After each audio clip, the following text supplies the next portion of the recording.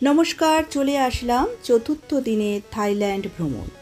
আমরা এখন আছি আন্ডার ওয়াটার পার্কে। তো আন্ডার ওয়াটার পার্কের ভিডিওগুলো আমি আমার বন্ধু আর আত্মীয় স্বজনদের জন্য দিচ্ছি।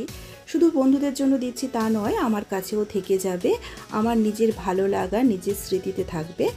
তো দেখো বন্ধুরা, যতটা পেরেছি দিয়েছি, মোবাইলে তো তোলা। তো আমি সেরকম অভিজ্ঞ নই, আমি তো ভ্রমণ ব্লগার নই। আমি নিজে যা যা ট্যুর করি সেগুলো নিজের স্মৃতিতে থাকার জন্য আমি ভিডিওগুলো দিচ্ছি। কিছু ভুল হলে তোমরা যেন আমাকে বলো না যে এটা ভুল হয়েছে, ওটা ভুল হয়েছে, মানে ভিডিও এই জায়গাটা বাদ দিয়েছো। আমি যতটা যা দেখেছি আমি সেভাবেই দিয়েছি। তো আমার ভালোবাসার মানুষদেরকে শেয়ার করেছি। চলে এসেছি টাইগার পার্কে। আন্ডার ওয়াটার পার্কের পরে দেখো, এখানে আমার হাজব্যান্ড বসে পড়েছে ছবি তোলার জন্য। তো এখানে অবশ্যই ভাড় দিয়ে, মানে টাকা দিয়ে ছবি তুলতে হয়। তো আমরাও তাই করেছি। তো আমার হাজব্যান্ড তুলছে। আর এখানে বাঘদেরকে এত সুন্দরভাবে ট্রেনিং দেওয়া হয়, গায়ে হাত বোলানো যায়। অনেকটাই ভয় লাগে, অবশ্যই বাঘকে আমরা ভয় পাই। তাও কিন্তু বাঘ কিন্তু গর্জন করছে, তোমরা দেখতে পাচ্ছ। তারপরেও কিন্তু আমরা খুব ভয় ভয় ছবি তুললাম। হাজব্যান্ডের পরেই আমি ছিলাম, তারপর আমি তুলে নিলাম। ভয় তো লাগছিল না বলবো না, তারপরেও ছবি তুলতে হবে। এবং আমাদের সঙ্গে যারা এসছে তারাও তুলেছে। তো আমার হাজব্যান্ড আমার ছবি একদম ভালো তুলতে পারেনি, তাকে ফোন দিয়েছিলাম, দেখো কেটে কুটে দিয়ে যা পেরেছে করেছে। আমার পছন্দ হয়নি যা ছবি তুলে দিয়েছে তাতে। আমি হলে হয়তো আমার নিজের ছবিটা আরও ভালো করে তুলতাম। আমরা ওখান থেকে বেরিয়ে পড়লাম, আর বেরিয়ে পড়ে তারপর কিন্তু এখানে খানিকটা ছবি তুলে নিচ্ছি। এই ভিডিওটা আমার বর দেখার পর নিশ্চয়ই বলবে যে আমার নামে খানিকটা নিন্দা করে দিলে ইউটিউবে। তো যাই হোক, আমরা বউরা কিন্তু হাজব্যান্ডের প্রশংসা থেকে নিন্দাটাই বেশি করে থাকি, তাদের ভালো গুণটা বেশি বলি না। যাই হোক, তারপরও কিন্তু আমরা নিজেরাই ভালো জাজ করতে চাই। এখানে কিন্তু আমাদের খুব তাড়াতাড়ি ছবিগুলো তুলছি, জায়গাগুলো এত সুন্দর, ছবি না তুলে পারছি না।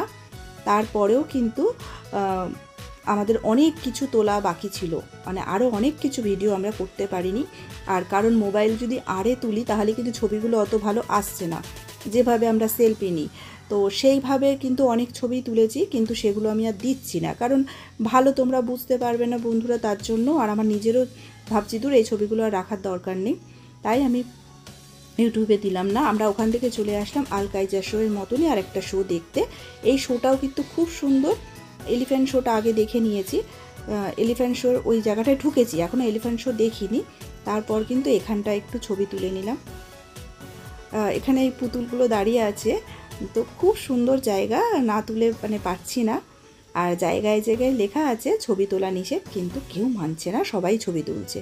আমিও তুললাম, বরঞ্চ আরও অনেক ছবি তুলতে পারা যেত, কিন্তু আমাদের হাতে সময় কম ছিল বলে সেভাবে ছবি কিন্তু তোলা হয়নি। আমরা এলিফ্যান্ট শো দেখতে চলে এসেছি। দেখতেই পাচ্ছ এখানে প্রচুর লোক, শুধু ভারতীয় না, অনেক অনেক দেশের লোকেরা এসেছে এবং থাইল্যান্ডেরও মানুষরা রয়েছে। এলিফ্যান্ট শোটা তো আমার খুব ভালো লেগেছে। হাতির সঙ্গে সবাই ছবি তুলছে, হাতির সুরে উঠে ছবি তুলছে, হাতির পিঠে উঠে তুলছে, নানা রকমভাবে। আমার হাজব্যান্ডও তুলেছে, আমি হাতির সাথে আর ছবি তুলিনি, তবে হাতিকে কলা খাইয়েছি। এক কাঁদি কলা আমার হাজব্যান্ড কিনে নিয়েছিল, হাতিদেরকে খাওয়াচ্ছে, আর তাতে করেও কয়েকটা ছবি তুলেছি। নিশ্চয়ই সেগুলোও আমি শেয়ার করেছি এখানে, তোমরা দেখতেই পাবে। আমরা কিন্তু এই শোটা দেখার পর চলে আসলাম খেতে, মানে এখন কিন্তু লাঞ্চটা করে নিচ্ছি। আমাদের এজেন্ট কিন্তু মানে প্রত্যেক দিন নানা রকম জায়গায় খাইয়েছে, একই জায়গায় প্রতিদিন কিন্তু খাইনি। যখন যেখানে আমরা গিয়েছিলাম তখন সেখানেই আমরা খেয়েছি, মানে হোটেলের আশেপাশে না, অনেকটা দূরে খাইয়ে দিয়েছিল। এবং আমাদের তো পুরো একভাবে টাকা এজেন্টকে দিয়ে দিয়েছিলাম, মাঝে হয়তো কিছু টাকা আবার দিতে হয়েছিল, মানে ভাট আগেই পেমেন্ট করে দিয়েছিলাম। তারপর তাতে করে আমাদের এজেন্ট এত সুন্দর ঘুরিয়েছে, খাওয়া দাওয়া সব কিছু দিয়েছে, তাতে কোনো রকম অভিযোগ আমার তাদের প্রতি নেই, তার প্রতি নেই, তাদের নয়, তার প্রতি। আমরা কিন্তু ওখান থেকে আবার ডাইনোসর পার্কের ওখানে চলে আসলাম। তো এখান থেকে এই পার্কটা একটু ঘুরে নেব। টপ 10 স্পট, মানে এক একটা স্পটের নাম্বারিং দেওয়া থাকে, সেকেন্ড স্পট, থার্ড স্পট, এরকমভাবে নাম দেওয়া আছে। এই জায়গাটা হলো টপ 10 স্পট। আর এখানের জায়গাগুলো ভীষণ পরিষ্কার, রাস্তাঘাট মানে রাস্তার, এটা তো রাস্তার ছবি না, পার্কের ভিতরটা, কিন্তু রাস্তার ছবিও আমি শুধু দেখছি যে এত সুন্দর রাস্তা, পরিষ্কার। আমাদের কলকাতার রাস্তা কিন্তু এত পরিষ্কার থাকে না। শোটা আমরা দেখে নিলাম, শোটা তো অসাধারণ।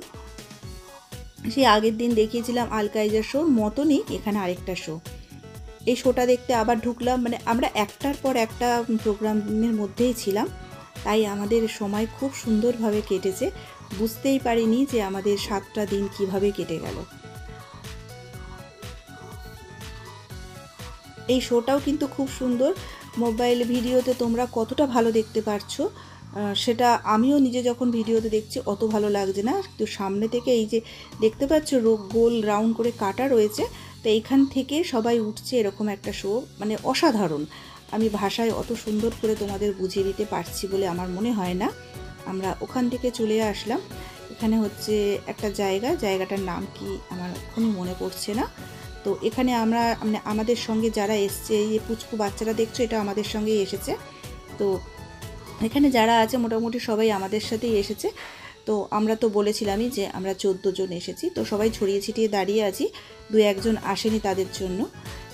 এই এলিফ্যান্ট শো দেখতে পাচ্ছ, এলিফ্যান্ট শো এর কাছে আবার চলে আসলাম। এত সুন্দর সুন্দর জায়গা না, ছবি না তুলে পারা যাচ্ছে না,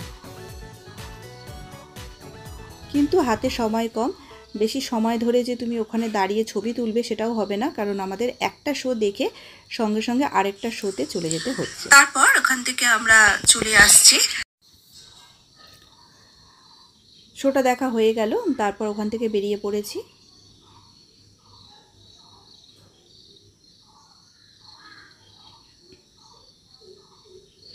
তারপর আমরা যাচ্ছি এগিয়ে, দেখো আশপাশ ভিউগুলো দেখিয়ে দিচ্ছি।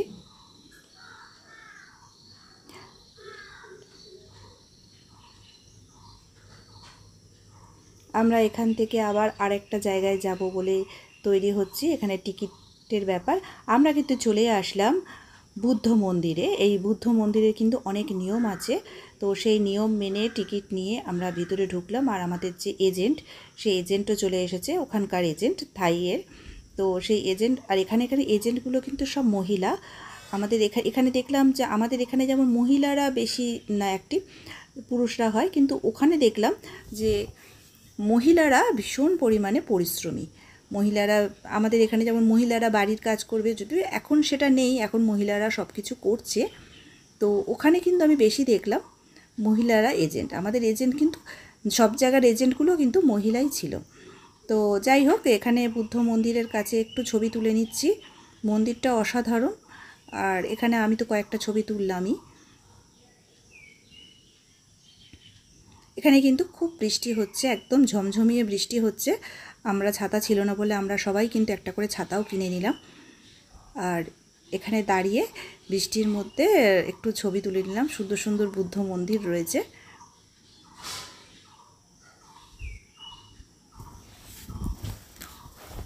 আর একটা বিগ বুদ্ধ আছে শুয়ে, তো সেটাকে মোবাইলে একবারে ছবিটা আসবে না, তো সেটাকে আমরা ভিডিও করে নিলাম।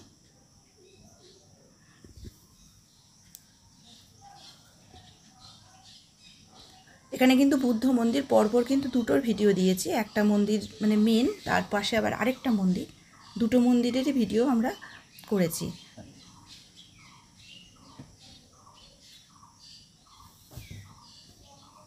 মন্দিরের আশপাশ দেখতে পাচ্ছ প্রচুর জল, কারণ এখানে বৃষ্টি হয়ে গিয়েছে। এখন বৃষ্টিটা একটু ধরেছে, তো আমরা এখান থেকে এটা বুদ্ধ মন্দিরে আসলাম কিন্তু পরের দিন, তাই আবার এখানে আমরা চলে এসেছি লাঞ্চ করতে। একটু আগে লাঞ্চ দেখেছিলাম, ওটা আগের দিন ছিল, এটা কিন্তু পরের দিন।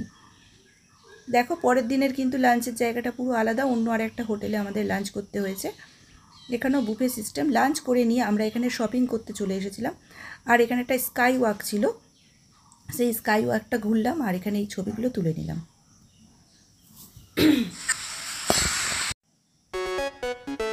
এবার এখানে কিন্তু একটু ভিডিও করে নিচ্ছি, আর এবারে আর কথা ভয়েস দিচ্ছি না, এবার আমি মিউজিক দিয়ে রেখে দিচ্ছি। হ্যাঁ, আবার আমি পরের দিনের ভিডিওটা নিয়ে